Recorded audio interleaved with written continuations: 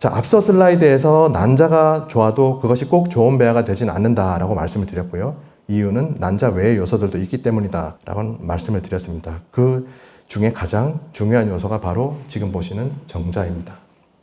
정자가 배아 발달에 미치는 영향에 대해서 간략하게 설명을 드리자면, 먼저 수정 단계부터 2일째까지의 초기 배아 발달에 있어서 이 성숙이 잘 된 난자는 성숙 상태에서 발달을 더 진행하지 않고 발달이 멈춘 상태인데요. 이 발달이 멈춘 상태의 난자에 정자가 진입함으로써 난자의 활성을 유발을 합니다. 난자의 활성을 유발하는 효과가 있고, 그 정자의 머리 아랫부분에 있는 중심체라고 하는 그런 세포 소기관이 있는데, 이 중심체가 초기 배아 발달에 있어서 배아 내에 미세 소관이라는 세포 소기관, 세포 기관을 구성하는 데 중요한 역할을 합니다. 더불어서 이 정자의 머리가 난자의 세포막과 결합을 하면서 난자의 세포질 내에 유전 물질과 더불어서 그 난자를 활성화시키는 활성화 물질을 전달하는 그런 기능도 수행을 하고 있고요. 그리고 3일 이후에 후기 배아 발달에 있어서는 그 정자의 DNA 품질이 배아의 발달에 영향을 미칩니다. 정자의 DNA가 온전한 형태가 아니고 많이 조각조각 부분적으로 막 깨진 형태다, 그렇게 다 파편화가 심하다, 그럴 경우에는 배아의 발달에 많이 부정적인 영향을 미칩니다. 그에 따라서 염색체 수의 이상이 있는 이수성 배아가 이제 발생할 확률이 높아집니다. 그렇게 되면 착상률과 임신율은 물론이고 유산율에까지 영향을 미치기 때문에 그만큼 정자가 배아 발달에 미치는 영향이 크다라는 말씀을 드릴 수가 있을 것 같고요. 그래서 해가 갈수록 난임에서 남성 요인이 차지하는 비중이 점점 증가하는 추세라서 세계보건기구 WHO에서도 정액검사 정상 판정의 범위를 개정판이 나올 때마다 계속 변경하고 있습니다. 2년 전 발표된 6번째 개정판에서는 정액의 총량은 1.4ml 이상, 총 정자수는 ml당 1600만 마리 이상, 전체 그 운동성은 42% 이상, 전진운동하는 정자의 비율은 30% 이상, 그 다음에 생존율은 54% 이상이면 정상 범주에 든다라고 판정을 할 수가 있고, 정자의 형태는 이전과 같이 4% 이상이면 정상으로 판정하고 있습니다. 정자의 형태에 대해서 짧게 살펴보겠습니다. 위쪽 그림은 정상적인 정자의 형태이고 아래쪽 그림은 비정상적인 정자입니다. 정상의 경우 머리 모양이 보시는 것처럼 타원형이고요. 머리와 꼬리 사이에 그 중간체 부분이 흠결 없이 매끈하게 잘 구성되어 있는 그런 형태를 보이고, 그 머리 앞부분에 일정량의 하얗게 보이는 이 부분이 첨체라고 하는 부분인데, 이 첨체 부분도 일정 부분 형성되어 있는 것이 보입니다. 반면에 아래쪽 비정상적인 형태의 정자를 보시게 되면, 먼저 첫 번째 그림은 정자의 그 머리 모양이 타원형이 아니고 약간 길쭉하게 늘어진 상태죠.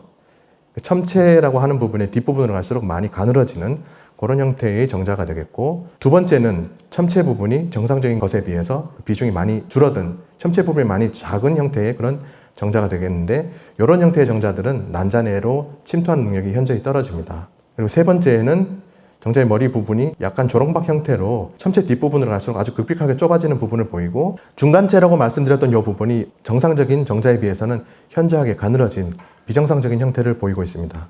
그래서 이런 비정상 형태의 정자의 비율이 높으면 그 난자 세포질 내에 정자 직접 주입법을 실시를 해야만 됩니다. 자, 아무튼 이렇게 이제 난자와 정자가 모두 준비가 되었고요. 이제 배아를 만들기 위해서는 수정을 시켜야 됩니다. 난임 시술 지침에 따라서 정액 검사상 정상 판정을 받은 경우에는 보시는 영상처럼 체외 수정 방법을 실시를 합니다.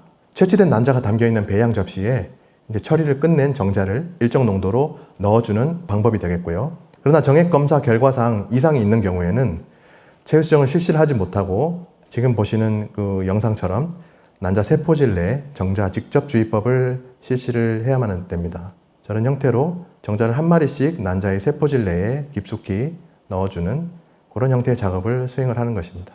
자, 그러고 나서 약 16시간에서 18시간이 지난 다음날 아침에 수정 확인 작업을 실시를 합니다. 수정 확인 작업은 정상적으로 수정되었는지 여부는 세포질 내에 지금 그림에서 보시는 것처럼 두 개의 전핵이라고 하는데요. 두 개의 핵이 형성되어야지만이 정상적으로 수정된 배아라고 할 수 있겠습니다. 이 두 개의 핵 중에 하나는 난자에서부터 유래를 한 것이고요. 하나는 정자에서부터 유래를 한 것. 그래서 반드시 두 개의 전핵이 형성이 되어야지만이 정상적으로 수정이 된 것으로 판정을 합니다. 자, 왼쪽 그림은 투명대 부분에 정자 머리 같은 것들이 붙어있는 형태로 보아서는 아마 체외 수정을 통해서 만들어진 그런 수정란 같고요. 오른쪽은 익시라고 하는 그 정자 직접 주입법을 통해서 만들어진 수정란이 되겠습니다. 자, 수정란도 상태에 따라서 등급을 구분하기도 합니다. 먼저 전핵의 위치를 기준으로 세포질 한 가운데 위치한 것, 가장자리에 위치한 것, 가운데와 가장자리의 중간 형태로 이렇게 위치한 것, 이렇게 세 가지로 구분을 하는데, 가운데 위치한 것이 가장 좋고요. 가장자리에 위치한 전액일수록 이후에 배아 발달에 좀 부정적인 영향을 미친다. 그런 연구 결과가 보고된 게 있습니다. 그 다음에 전액 간의 거리입니다. 자, 서로 이렇게 두 개의 전액이 서로 약간 거리를 두고 떨어져 있는 형태, 두 개의 전액이 서로 좀 밀접하게 근접한 형태, 그다음에 아주 초밀착된 상태, 이렇게 세 가지로 구분을 하는데, 밀착되어 있는 것일수록 상태가 좋고 떨어져 있는 것일수록 배아 발달에 좀 좋지 않은 영향을 미친다. 그런 결과도 발표된 것이 있고요. 그 다음에 전액의 그 방향성으로도 구분을 하는데, 자, 극체가 이렇게 보입니다. 극체의 방향에 따라서 전액이 이렇게 수직으로 90도로 형성된 것, 일직선으로 형성된 것, 수직과 일직선의 중간 형태, 그 다음에 극체의 위치가 서로 다르게 있다 보니까 방향성을 알 수 없는 그런 네 가지 형태로 구분을 하는데, 연구 결과에 따르면 극체에 대해서 일직선으로 형성된 이 수정란들이 배아 발달에 있어서 좋은 영향이 나타났다라는 그런 이제 연구 결과가 보고된 게 있습니다. 그 다음으로는 사이토플라즈믹 할로라고 하는, 지금 아랫부분 그림에 보시면 이렇게 세포질 가장자리에 하얗게 띠 모양의 현상이 되어 있는 게 보이시죠? 이것을 사이토플라즈믹 할로라고 하는, 그렇게 부르는데요. 이 현상은 수정이 일어나면서 세포질 내에 있던 그 어떤 미토콘드리아와 같은 그 미세 소기관들이 전액이 형성되는 과정에 그 미세 소관에서 서로 끌어당겨집니다. 끌어당겨지면서 이제 저렇게 하얀 띠 같은 형태의 모양이 나타나게 되는데, 대개의 경우 한 60에서 70% 이상의 수정란에서는 사이토플라즈믹 할로라는 띠 모양 현상이 생깁니다. 그렇지만은 이렇게 생기지 않는 이런 그 수정란도 생기기도 하는데, 보고에 따르면 이런 그 할로 현상이 생기는 것들이 훨씬 더 유리하다 발달에, 그런 연구 결과도 있었습니다. 자, 그 다음에 두 개의 큰 동그라미가 전액이라고 말씀드렸고, 안쪽에 있는 작은 입자들이 핵인이라고 하는데, 핵인의 상태로도 등급을 구분하기도 합니다. 먼저 개수에 따라서요, 6개 미만인 경우 6개에서 14개까지, 그 다음에 14개 이상, 이렇게 세 단계로 구분을 하는데, 핵인의 숫자가 14개 이상 좀 많은 경우가 배아 발달에 좋고, 6개 미만으로 핵인이 적으면은 배아 발달에 좋지 않더라라는 이제 그런 결과도 보고된 바가 있고, 그 다음에 핵인의 특징이 어떤 것이냐면은 두 개의 전핵, 큰 동그라미가 서로 만나는 요 경계면 부분에 서로 이제 그 아주 몰려서 배열하는 그런 경향을 보입니다. 이 핵인들이. 그래서 이제 그 핵인이 그 배열된 그 상태를 갖다가 놓고 저희가 이제 구분을 하기도 하는데, 먼저 약하게 비대칭적으로 서로 배열된 경우, 강하게 비대칭, 모양으로 봐서는 대칭 형태로 보이는데 핵인의 숫자가 서로 맞지 않습니다. 그래서 이제 강한 비대칭이라고 한 것이고, 약한 대칭, 강한 대칭, 강한 대칭 요 그림을 보시면 아주 그냥 완전히 이렇게 초밀착 상태로 배열된 것이 보이시죠? 이런 것들이 아주 좋은 그런 수정란으로 판정할 수가 있겠습니다. 이렇게 이제 전액 단계를 거친 배아는 세포 분열을 시작하면서 나날기에 들어갑니다. 나날기 배아는 수정 후 3일째까지를 나날기라고 하는데, 배아 등급을 평가하는 기준은 할구의 개수, 파편화가 일어난 정도, 할구의 서로 이제 대칭적으로 모양이 균일하게 잘 발달이 갔는지, 할구 내에 한 개 이상의 핵이 존재하는지 여부, 할구 내에는 한 개의 핵만 존재해야 되는데 간혹 보면 2개, 어떤 건 3개 막 이렇게 핵이 존재하는 경우도 있거든요. 그래서 이제 그런 것들을 기준으로 등급을 구분하기도 하는데, 보편적으로는 그 할구의 크기와 파편화의 정도로 이제 구분을 많이 합니다. 그래서 그림에서 보시는 것처럼 할구의 개수가 균일하고 모양이 서로 일정하면서 파편화가 전혀 없는 것들은 1등급, 파편화가 10% 미만으로 형성된 것들은 2등급, 모양이 약간 좀 불균일하면서 파편화도 이제 25% 미만으로 형성된 것은 3등급, 그다음에 파편화가 50% 미만으로 많이 형성된 것들은 4등급, 파편화가 50% 이상으로 할구의 모양을 구분할 수 없을 정도로 파편화가 심하게 일어난 것들은 5등급으로 구분을 합니다. 자, 할구도 마찬가지로 세포입니다. 세포지만 특징이 뭐냐면 증식을 하지 않습니다. 세포 증식을 하지 않고 오로지 분열만 합니다. 그렇기 때문에 세포의 크기가 점점 작아지는 특징을 가지고 있습니다. 사진에서 보시는 것처럼 시간이 지남에 따라서 2세포, 4세포, 6세포, 8세포 이렇게 계속 나눠지면서 세포의 크기도 작아지면서 일정한 형태와 크기를 유지하는 것이 이제 정상적으로 배아 발달을 하는 것인데, 그렇지만 실제로는 정도의 차이만 있을 뿐이지 거의 대부분의 경우에서 파편화 현상도 일어나고 있고, 불균일한 그런 어떤 세포 분열이 일어나는 경우가 참 많습니다. 자, 그림 A번을 보시면 세포 분열 상태는 거의 균일하게 잘 일어났는데 파편화가 약간 좀 생긴 게 있죠. 10% 미만의 파편화가 생겨서 이것은 2등급. B번 같은 경우에는 할구의 모양도 약간 좀 불균일하고 25% 정도 파편화가 발생한 그런 배아라서 이거는 3등급으로 부여할 수가 있겠고, C번 같은 경우에는 어떤 것이 할구인지 어떤 것이 파편화인지 구분이 모호할 정도로 파편화가 많이 진행된 5등급 배아 라고 볼 수가 있겠습니다. 그래서 하단의 그림에 보시면 파편화가 없는 배아, 파편화가 있는 배아 둘 다 8세포기 정도의 배아로 보이는데, 파편화가 없고 있음에 따라서 배아의 품질이 많이 차이 나는 것을 확실히 눈으로 확인하실 수가 있습니다. 그리고 이런 파편화 현상과 더불어서 비정상적으로 일어나는 초기 세포 분열에 의해서도 저품질의 배아가 발생하게 됩니다. 대표적인 예들을 모아봤는데, 먼저 세포 분열이 일어나지 않고 그냥 파편화만 쭉 일어나는 현상. 세포 분열은 시작을 하면서 동시에 파편화가 심하게 일어나는 현상. 그 다음에 원래 세포가 1세포, 2세포, 4세포, 6세포 뭐 이렇게 분열이 가야 되는데 1세포에서 바로 3세포로 분열하는 현상. 그 다음에 2세포로 갔다가 다시 1세포로 거꾸로 되돌아가는 현상. 불균일하게 똑같은 크기가 아니고 불균일하게 세포 분열이 일어나는 현상. 할구의 크기만큼의 큰 파편화 현상이 일어나는 현상. 그 다음에 일부 세포 분열을 하긴 했지만 그 중에 일부의 할구들이 세포 분열을 더 이상 진행하지 않고 멈추면서 나머지 할구들만 분열하는 현상. 그 다음에 세포 분열이 일어나긴 하지만 정상적으로 두 개가 딱 갈라지는 게 아니고 막 누가 반죽을 막 주무르듯이 막 뒤틀리면서 세포 분열이 일어나는 현상. 이런 것들도 마찬가지로 저품질 배아가 일어나는 원인이 되겠습니다. 그래서 지금부터는 이제 배아 사진을 보실 텐데요. 먼저 2일째 배아의 모습입니다. 이 시기에는 대체로 2세포에서 4세포기까지 이제 분열이 일어나게 되는데, 자, 상단 왼쪽부터 2세포기 1등급, 2세포기 2등급, 파편화가 좀 일어난 3등급 배아, 마찬가지로 오른쪽도 3세포기 2등급 배아, 자, 하단에 4세포기 1등급, 4세포기 2등급, 4세포기 2에서 3등급이라고 하는데 저희는 이 정도면 3등급을 부여를 합니다. 그 옆도 마찬가지로 4세포기 3등급, 그 옆은 파편화가 많이 진행된 4등급 배아. 자, 지금 이제 보시는 것은 3일째 배아의 모습입니다.